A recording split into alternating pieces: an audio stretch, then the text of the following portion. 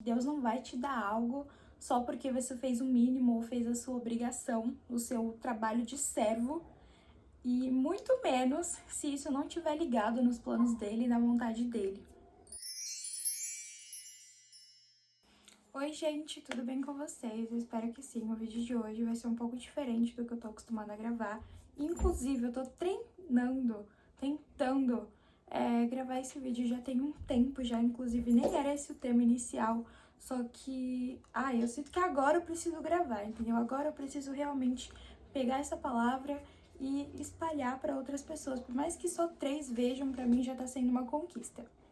Confesso pra vocês que esse tema falou muito comigo, porque às vezes eu sou uma dessas servas inúteis, entre aspas, que não tem dimensão disso, não tem isso em mente.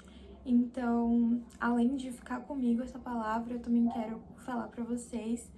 Então, eu vou estar usando esse livro aqui, maravilhoso, como base, que inclusive eu peguei hoje pra usar como devocional, porque eu já li ele inteiro, agora eu vou usar ele como devocional. E confesso que quando eu li essa introdução pela primeira vez, eu não dei tanta importância quanto eu dei agora. O livro é Como Se Tornar um Cristão Inútil, do Rodrigo Bibo. E, gente, maravilhoso, entendeu? Invistam, não é nem gasto, é investimento mesmo para sua vida espiritual. E caso você não seja cristão, não seja um seguidor de Cristo, compre também, porque vai falar com você de certa forma. Então eu quero ler aqui com você em Lucas, capítulo 17, o versículo 7 ao 10. A minha Bíblia é NTLH, então a tradução vai estar um pouco diferente, só que é exatamente a tradução assim que vai te ajudar a compreender melhor e abrir um pouco mais a sua mente sobre esse assunto e diversos outros. Mas enfim, vamos lá, né? O versículo 7 diz: Jesus disse: façam de conta que um de vocês tem um empregado que trabalha na lavoura ou cuida de ovelhas. Quando ele volta do campo, será que ele vai dizer: venha depressa e sente-se à mesa? Claro que não. Pelo contrário, você dirá: prepare o jantar para mim, ponha o avental e me sirva enquanto eu como e bebo. Depois você pode comer e beber. Por acaso o empregado merece agradecimento porque obedeceu às suas ordens? Assim deve ser com vocês. Depois de fazerem tudo o que foi mandado, digam: somos empregados, que não valem nada, porque fizemos somente o nosso dever. Em outras traduções, como a João Ferreira de Almeida, vai estar que somos um servo inútil. E, assim, muitas das vezes a gente acha que só porque a gente orou, jejuou, leu a Bíblia, orou antes de dormir ou fez algum trabalho na igreja, a gente merece algo da parte de Deus. Então, a gente trata isso como se fosse realmente uma recompensa. Assim, eu vou orar hoje 3 vezes por dia e fazer um jejum aí de 6 horas e eu quero só porque Deus vai me dar alguma coisa, Ele vai dar o que eu quero, o que eu tanto penso. E, gente, não é assim, entendeu? Se isso tá na sua cabeça, já tira isso da sua cabeça. Assim como eu me policiei pra tirar isso da minha cabeça, não que isso seja um pensamento meu de sempre, mas quando eu tô um pouco distante, eu acabo pensando assim dessa forma, tipo, eu vou fazer esse jejum aqui porque Deus vai me recompensar disso que eu tô pedindo, sabe? E, gente, não é assim. E aí que vem a famosa frase do livro, que inclusive é uma aqui das... Deixa eu só achar, gente, peraí.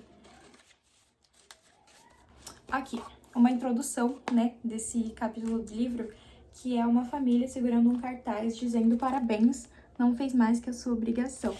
E é exatamente daí que surge essa frase, porque a gente tem que se colocar na posição, a gente tem que se tocar, né, um português assim mais claro, que não é porque a gente fez o nosso mínimo, nossa obrigação, que a gente tem que receber uma recompensa daquilo. Tem uma frase, inclusive, que tá nesse livro, que diz que... Eu tô olhando pra cá porque eu tô com uma colinha aqui, né?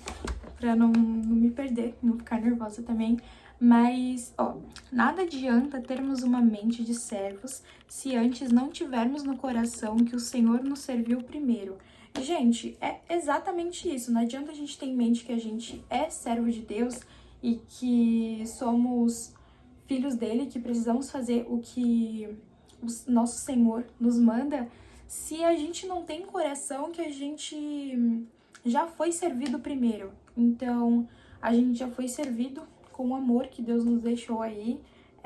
Inclusive, quando a gente para analisar mesmo a questão da crucificação, gente, que amor imenso, gigante, imensurável, inexplicável, né, gente? Então, pra gente servir a Deus realmente porque gostamos dele e é do nosso coração mesmo querer servir, a gente precisa entender que antes Deus nos serviu. Então a gente não tem que estar esperando algo em troca e uma recompensa, uma premiação, um grande feito de Deus, sendo que ele já fez isso pela gente antes, entendeu? E antes que vocês se perguntem, né, fiquem meio em dúvida do que seria o inútil que a Bíblia nos diz, eu vou colocar entre aspas, igual o autor do livro, o Rodrigo Bibo, colocou, porque inútil, traduzido para o grego, vai ficar essa palavra aqui que eu não sei pronunciar, apesar de eu ter pesquisado.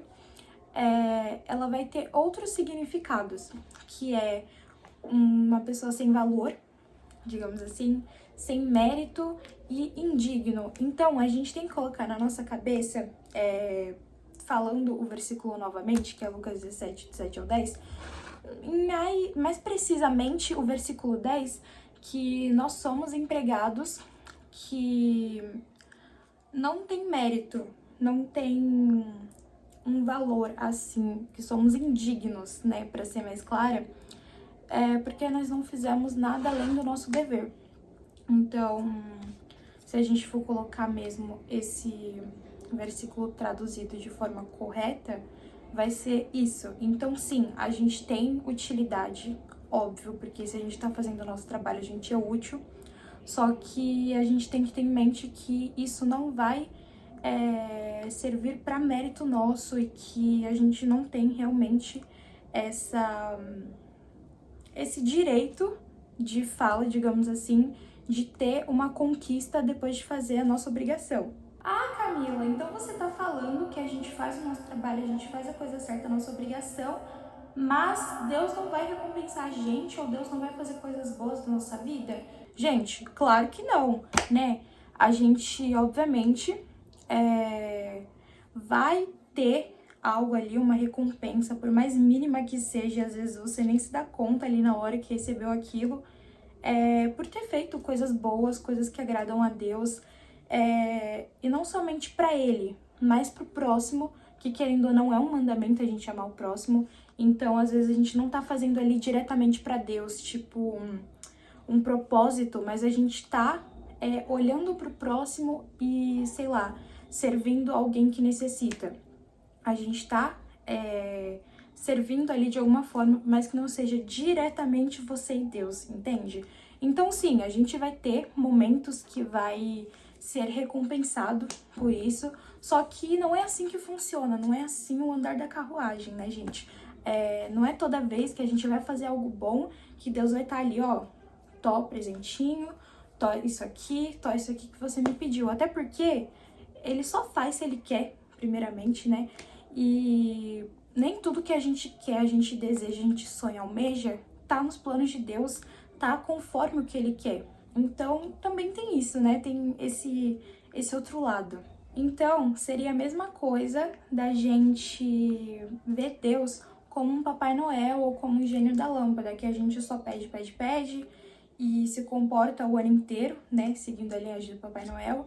E depois Papai Noel vai lá e recompensa a gente porque a gente foi um bom moço, né? É exatamente o contrário dessa tese que eu tô citando aqui. Então tenham em mente que Deus não vai te dar algo só porque você fez o mínimo ou fez a sua obrigação, o seu trabalho de servo, e muito menos se isso não estiver ligado nos planos dele e na vontade dele. Eu espero do fundo do meu coração que eu tenha conseguido passar a mensagem que eu queria, né? Que eu tenha sido fiel em tudo que eu falei aqui exatamente como Deus falou comigo e como eu recebi essa mensagem também.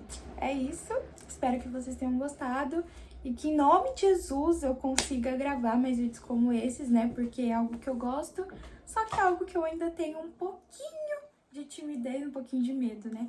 Mas é isso, gente. Beijinhos, tchau!